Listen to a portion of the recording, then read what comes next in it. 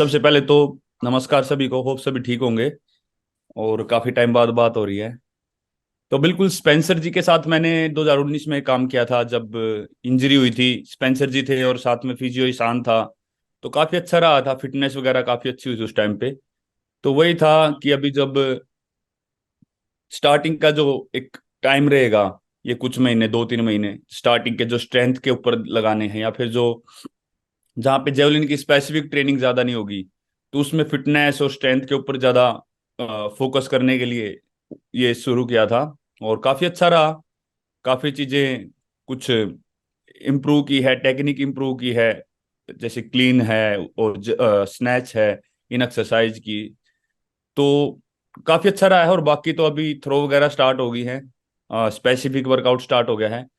तो जितना भी स्ट्रेंथ एंड कंडीशनिंग का जो काम था साउथ अफ्रीका में और यहाँ पे टर्की में भी कुछ वीक के लिए आए हैं। तो काफी अच्छा रहा अभी तक का।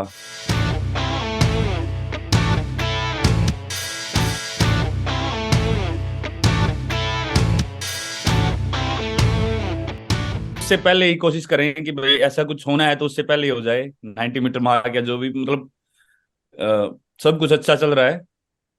तो ओलंपिक्स तक तो शायद ना ही रुके, अगर लगना है तो उससे पहले भी लग सकती है।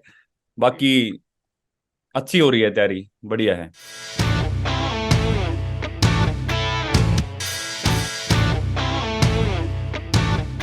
नहीं देखो जी, जैसे मैं हमेशा बोलता हूँ, टोक्यो के बाद मतलब माइंड का तो एक हुआ ही है कि यार हाँ, एक सेल्फ कॉन्फिडेंस। और बाकी एक कंपटीशन खेल के, जैसे उसके बीच में मैंने 2 वर्ल्ड चैंपियनशिप खेल ली हैं, दोनों में मेडल रहा, एक में सिल्वर एक में गोल्ड। सॉरी। और बाकी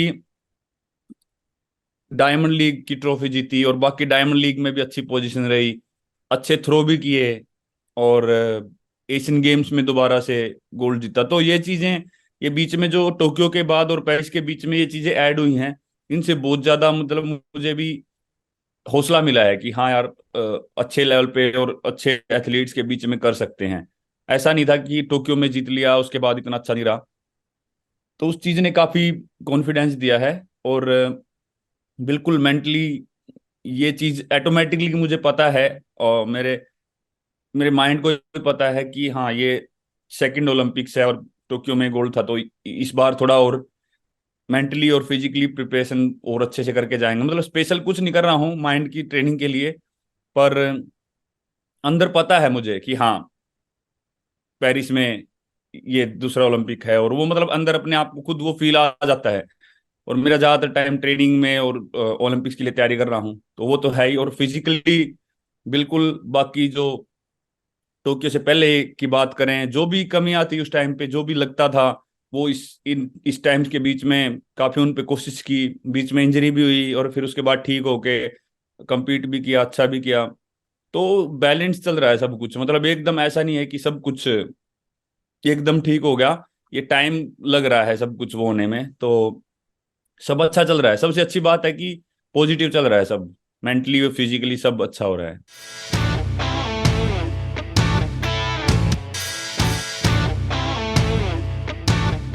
जहां तक मुझे सुनने में आया था कि ये पहली मतलब ऐसे फेडरेशन है, मतलब किसी भी उसकी, मतलब जी पता नहीं, बाकी मुझे कंफर्म नहीं है। वो शायद से आप लोग अच्छे से करके देख लोगे। तो जी अच्छा है ये, मतलब कुछ एक अच्छा स्टार्ट लिया है, बढ़िया है। अभी शायद गोल्ड के लिए ही किया है उन्होंने, मतलब जो जी गोल्ड गोल्ड जीतेगा मेडलिस्ट। उसी के लिए किया है। पर काफी सही है जी, कुछ तो कुछ ऐड किया है। और वर्ल्ड एथलेटिक्स काफी एक्टिव तो हो रहा है अभी, देखो बाकी चीजें भी शायद काफी अच्छी रहेंगी। बाकी के जो कॉम्पिटिशन्स हैं, जैसे डायमंड लीग या कॉन्टिनेंटल टूर है या वर्ल्ड एथलेटिक्स जो चैंपियनशिप होती है, शायद उसमें भी धीरे धीरे ये चीजें ऐड होंगी। तो अच्छा है।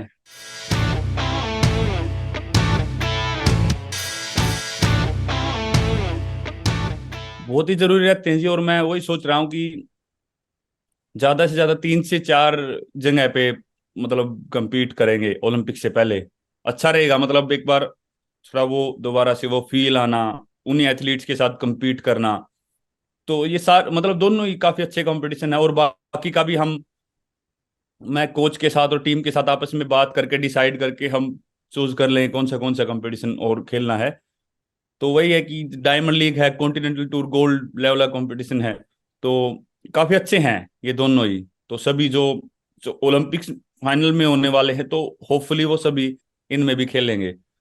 तो इसलिए ये काफी इंपॉर्टेंट कॉम्पिटिशन्स हैं ओलंपिक से पहले। तो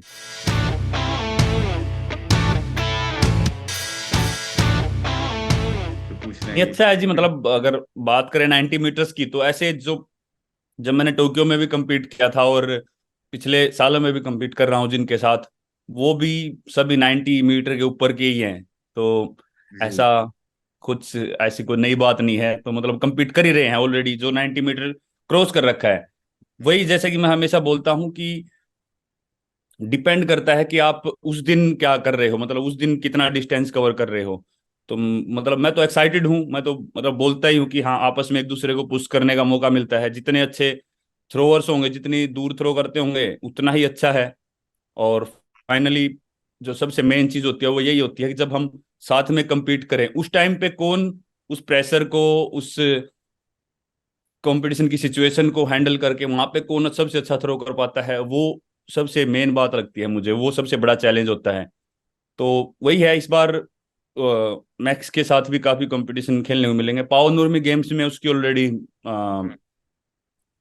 एंट्री हो गई है मेरे साथ में। तो अच्छा रहेगा, बढ़िया है। मैं अभी तक खेला नहीं हूँ हम्म। मैक्स के साथ, लेकिन अच्छा रहेगा, मिलूंगा पहली बार और compete करेंगे, मजा आएगा।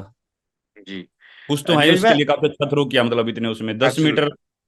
79 मीटर था और सीधा 90 प्लस, तो मतलब 80 वाली, वो बोलते हैं कि 80 वाला जो पेज है वो स्किप ही कर दिया मतलब पूरा। तो ऐसा पहली बार ही हुआ है, तो मजा आएगा।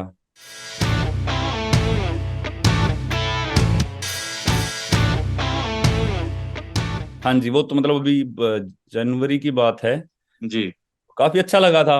वही है, एक एथलीट होने के नाते होता ही है कि यार हाँ, किसी किसी भी स्पोर्ट के टॉप लेवल के प्लेयर से मिले, वो तो मतलब वर्ल्ड बेस्ट रहे हैं। तो बहुत अच्छा लगा था। पहली बात तो एज ए पर्सन जो इंसान लगा, मतलब वो बहुत ही अच्छा लगा, पॉजिटिव वाइब्स थी काफी। दूसरी बात, जो बातें हुई, सबसे मेन तो वही है कि एक ही क्वेश्चन आया था माइंड में, ज्यादा तो हम क्या ही पूछते। पर एक बात मुझे जरूर पूछनी थी कि आपने इतना लंबा करियर चलाया, इतने लंबे टाइम तक आप टॉप लेवल तक खेले, और आपने मेंटेन किया उस चीज को, जीतते भी और हर चीज मेंटेन की, तो वो मतलब उसके लिए मुझे पूछना था कि वो कैसे है। बिल्कुल अलग स्पोर्ट हैं टेनिस और जेवलिन, मतलब दोनों अलग अलग, लेकिन फिर भी हम इंसान की पूछ सकते हैं उसके पीछे सोच क्या है, या मेंटली कैसे सोचते हैं उसके ऊपर। तो जी। उनका वही मानना था, वो शायद से मैं भी उस चीज को सेम तरह से देखता हूँ। वो बोल रहे थे कि सबसे पहले तो हमको बैलेंस करना होता है कि हमको खेलना क्या क्या है।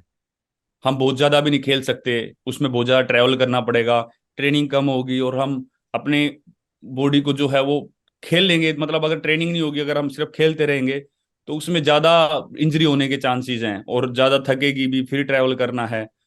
तो ट्रेनिंग कम होगी, compete ज्यादा करेंगे, तो वो चीजें कहीं ना कहीं मैं भी सोचता हूँ। मैं भी इसलिए बैलेंस रखता हूँ इन चीजों को, कि कितने मतलब काफी कॉम्पिटिशन्स कम खेलने हैं और अच्छे लेवल के खेलने हैं।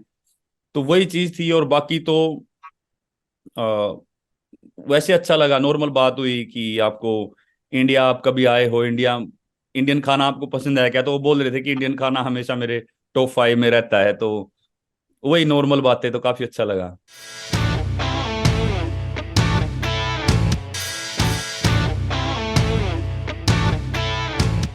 सबसे पहले तो ये है कि ओलंपिक से पहले जिस जिस डायमंड लीग में जब रहेगा, कोशिश करें कि हाँ वो तो खेलनी है। बाकी जैसे पाओ नूरमी गेम्स हो गया, हम्म। और और भी जो भी कंपटीशन में फाइनल हो जाएगा, तो वो हम्म। कंपटीशन वाले खुद ही पब्लिश कर देते हैं। और जी। मैंने जो मेरे एजेंट हैं स्विट्जरलैंड के हैं, वो उनसे बात कर रखी है, तो जिस भी कंपटीशन में हमको अच्छा लगेगा, उनकी तरफ से पूरी लिस्ट आती है इस साल कौन से कंपटीशन होने वाले हैं। अभी के लिए दोहा और टुर्कू जो पाओ नूर्मी गेम्स है फिनलैंड वाले, वो फाइनल हो गए हैं। शायद से कुछ दिन बाद थोड़ी और एक आधी लिस्ट आए, तो हम उसमें फाइनल करके आप सभी को बता देंगे, वरना पब्लिश तो हो ही जाएगा।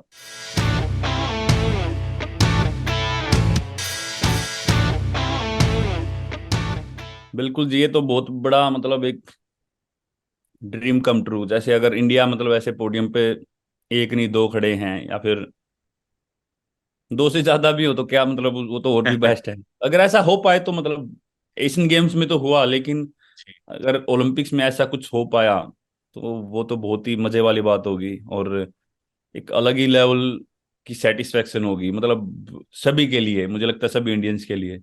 तो देखते हैं, वो उसके लिए टाइम है अभी। और बिल्कुल मुझे भी लगता है किशोर जैना बहुत मेहनत कर रहा होगा और अच्छा करने के लिए, और अच्छी थ्रो करेगा वो भी लड़का, मतलब बढ़िया मेहनती है, अच्छा है, तो अच्छा करेगा।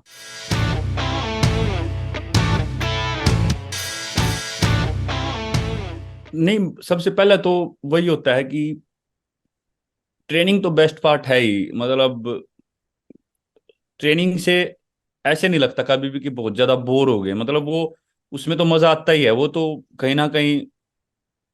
हाँ, उसमें ही ट्रेनिंग के वो चेंज कर देते हैं हम, कि अगर बहुत ज्यादा हार्ड ट्रेनिंग चल रही है तो एक दिन थोड़ी सी इजी कर लो, और जो रेस्ट वाला टाइम होता है, अगर बहुत ज्यादा ऐसे लगता है कि हाँ थोड़ा बहुत, कि भाई हाँ वो चाहिए ही। वैसे तो कंसिस्टेंट रखनी पड़ती है ट्रेनिंग, मतलब बहुत ज्यादा रेस्ट कर नहीं सकते बीच में। अगर उसके बीच में लग रहा है कि हाँ अभी थोड़ा रेस्ट की जरूरत है, एक दिन रेस्ट ले लेते हैं, तो आसपास की जो जगह है जहाँ पे भी हैं वहां पे घूम लेते हैं, या वहां पे कोई अच्छा कैफे है, रेस्टोरेंट है, वहां पे हम्म। चले गए थोड़ा चेंज के हम्म। लिए, शॉपिंग कर ली, कुछ और थोड़ा आसपास उससे थोड़ा मतलब दूर जाके, कुछ किलोमीटर दूर है कुछ फेमस जगह है वहां पे चले गए। तो यही सब कुछ होता है। और यहाँ पे टर्की में है तो यहाँ पे आसपास बीच है, तो वहां पे हम्म। बीच पे चले जाते हैं, इनका ही है मतलब जो जहाँ पे हम रह रहे हैं, हम्म। ग्लोरिया वालों का ही। तो हाँ। वो अच्छा है कि थोड़ा बहुत चेंज करने को मिलता है, तो थोड़ा बहुत कर लेते हैं, वरना तो सबसे मेन वही मैं बताना चाहता हूँ, शायद काफी लोगों को ये लगता है कि इनके तो मजे हैं, ये बाहर रहते हैं इतना टाइम तक, पर मैं आपको बताना चाहता हूँ कि बड़ी बोरिंग लाइफ होती है क्योंकि सुबह उठो, ट्रेनिंग करो, थोड़ा बहुत खाओ पियो, ट्रेनिंग करो, फिर थोड़ा रेस्ट करो, बाकी का जो काम है अपना रूम पे, मतलब कुछ भी लगता है कहीं बात करनी है, कुछ भी करना है वो करते रहो, फिर शाम की फिर ट्रेनिंग के लिए तैयार हो जाओ, फिर आके खाना खाओ, थोड़ा बहुत उस टाइम टाइम रहता है कुछ करना है तो फिर सो जाओ। तो ये डेली का यही रूटीन होता है, कुछ ऐसा बहुत लंबा चौड़ा हमारे पास वो नहीं होता है।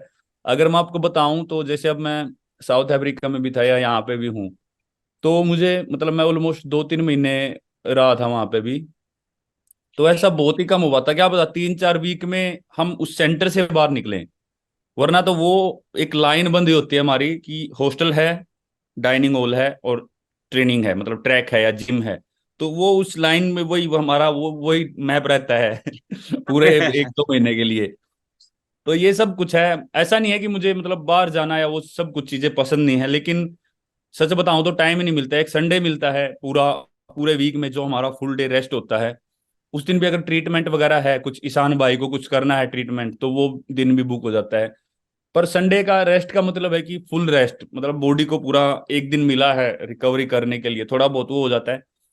सैटरडे को कभी कभी मन किया तो चले जाते हैं बाहर 3-4 वीक में, वरना वो भी बहुत कम हो पाता है। और खासकर ओलंपिक ईयर है तो इस बार तो और ज्यादा कोशिश एब्सोल्युटली। करते हैं कि थोड़ा वो रखें। तो ये होता है जी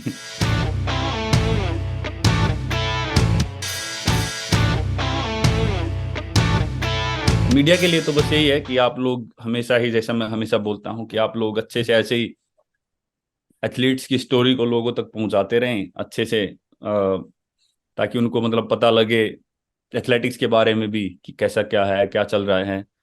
और तो बस मैं ये कहना चाहूंगा कि जितने भी लोग अभी आईपीएल देख रहे हैं, सपोर्ट कर रहे हैं, उतने ही उससे ज्यादा ओलंपिक्स में भी देखें। क्योंकि थैंक यू, आप सभी भी ध्यान रखो, मिलते हैं होप जल्दी कहीं ना कहीं। जल्दी। Thank thank you. You. Ram Ram Neeraj भाई। राम राम जी।